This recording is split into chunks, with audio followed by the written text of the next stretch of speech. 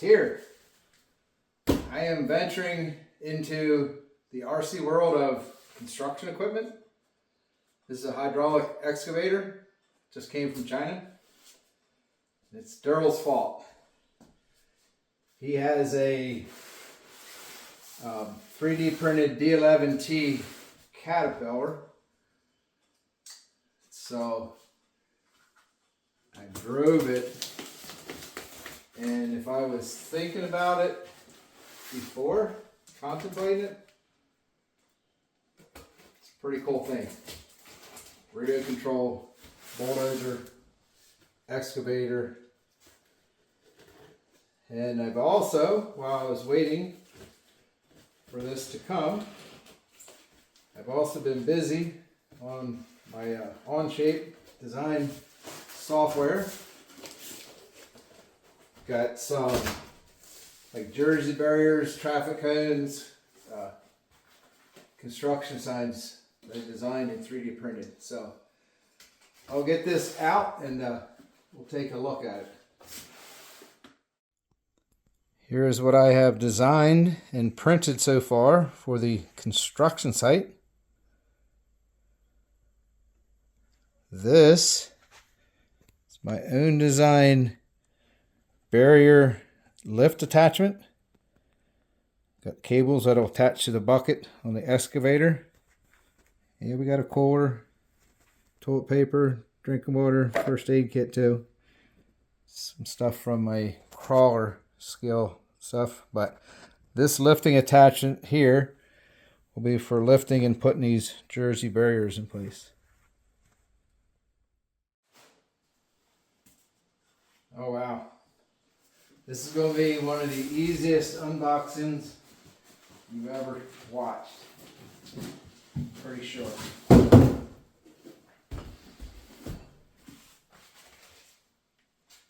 Yep. Nice case.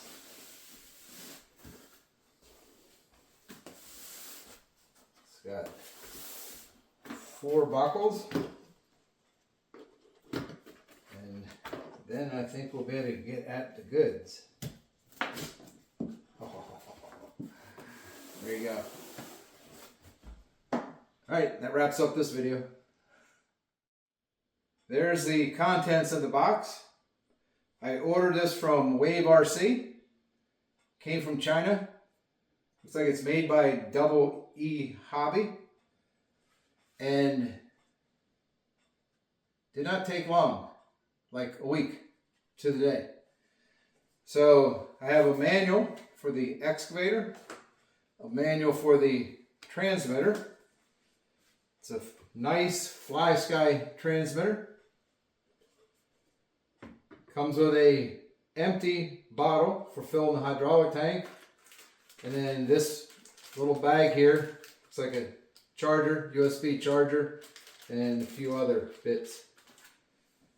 I'm going to go through this, charge the batteries, fill up the hydraulic oil, kind of figure it out a little bit, and then we'll come back and take a look at how it works.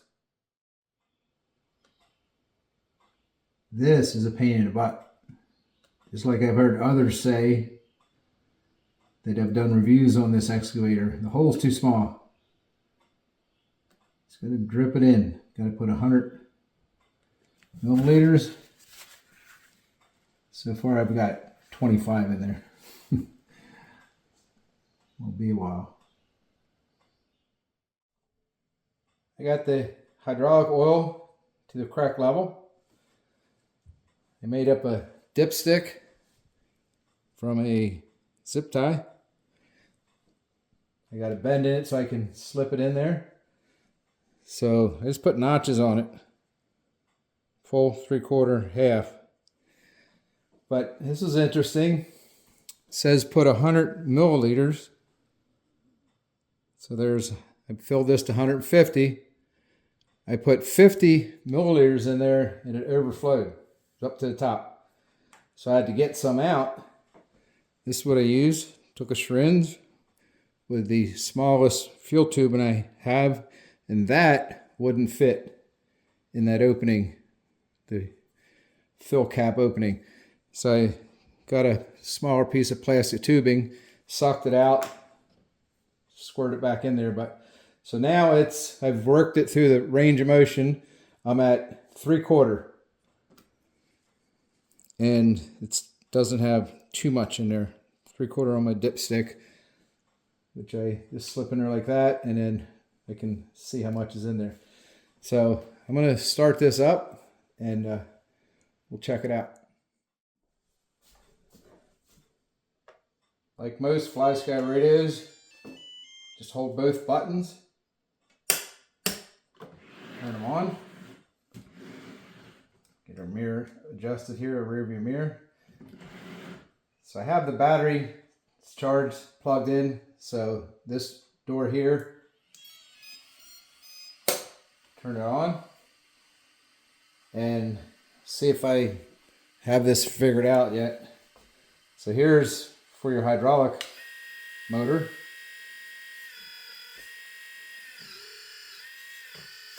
And until I turn, I actually got the sound system. So until I turn on the motor sounds, I have a horn. And here's the lights. So the light in the back, that's full speed rotating. 2 lights there in the front. And now to start it, I think I have to turn on the sound system. So you got to move the switch, pull it all the way down, makes a startup sound. Now I have sound. Responds to the throttle. Pretty cool. And here's the coolest. So I also have, now this becomes volume, I believe. And that shuts it off. So I could momentarily shut it off, not do the startup sound. But listen to the sound effects of the tracks grinding over the ground. I'll turn it up.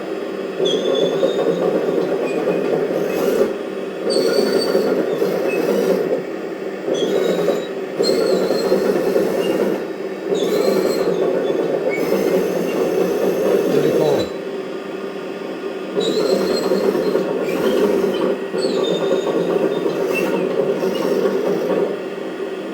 I thought that was reversed. I'm running backwards. That answers that question. The motors, let's turn that down, lower volume. The motors belong in the back. Now, got these 2 knobs on the sides here. Now if I go forward, roll them forward. Okay, that makes sense.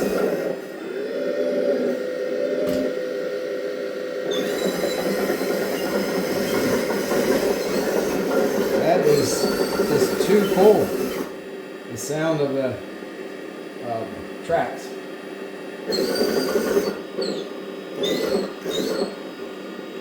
So it's pretty smooth and strong. I mean, obviously it'll lift the excavator up.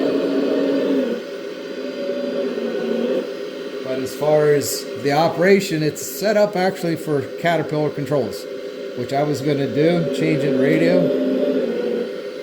But, so yeah. Left and right with the swinging the rotation. It's down, that's up on the main boom. That extends the dipper out, pushing away. Curl, the right stick turning towards you.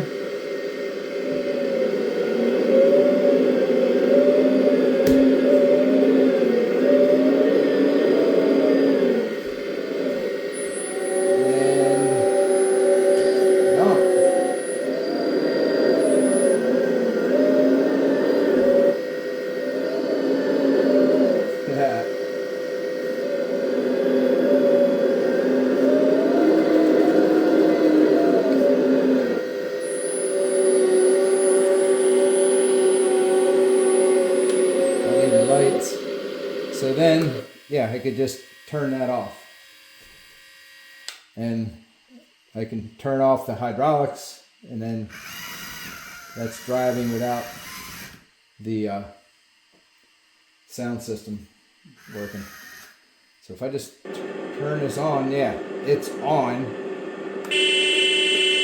Oh, that becomes a horn now when I got the motor running.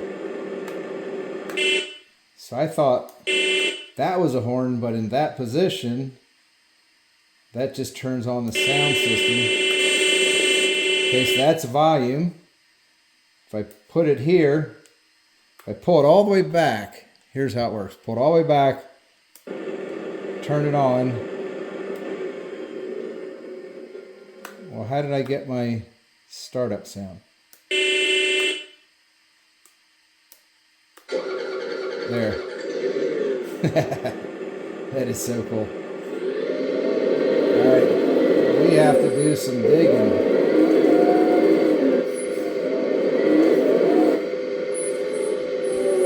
Oh, turn on the hydraulics, silly.